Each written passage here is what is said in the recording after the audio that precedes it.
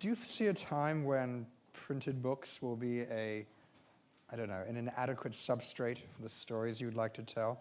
You have a multimedia project called The Mongoloid. Or Mongoliad, forgive me. The Mongoliad, forgive me. Common mistake. Yes, the Mongoliad. An experiment designed to explore how stories might be told differently. Mm-hmm. So is this something you're genuinely interested in, or again, is the Mongoliad simply an experiment? Yeah, it is an experiment, but it's really just a book. So one of the things that we settled on pretty early in that project is that books work, prose works, just plain old non-interactive, non-multimedia stories work just great. And it doesn't mean you can't use the internet to distribute them.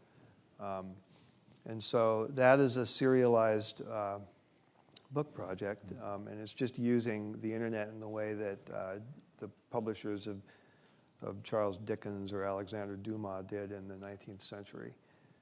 So there are some multimedia-ish add-ons that you can get to if you want to click out to them, but they're not hitting you over the head in the middle of reading the story. So my answer is that I think people will be reading straight prose novels 1,000 years from now. I don't know what they'll be reading them on, but I think it's a medium that works and will continue to work. Which recent technologies and scientific advances have particularly caught your fancy or inspired you to want to write? So what has been striking and unexpected to you recently?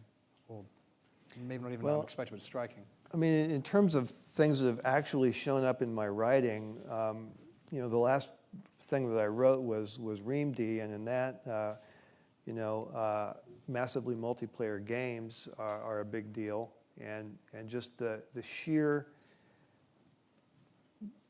pervasiveness and massive commercial success of gaming systems that are all rooted in Dungeons and Dragons.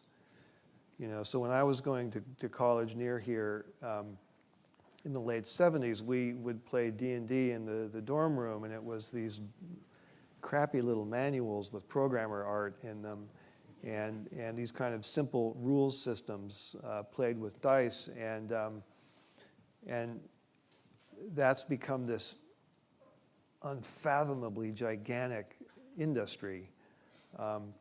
All of the games basically are using a D&D based system for stats and hit points and all of that. So that's kind of amazing that got so big, and then just the kind of ubiquity of gadgets and all that they can do. And this is not a very original, interesting thing to say, but I was traveling around over the weekend, and at one point I pulled my phone out of my pocket probably 5 times within 2 minutes to do different things, to check messages or make a phone call or take a picture or whatever. And that is amazing to me.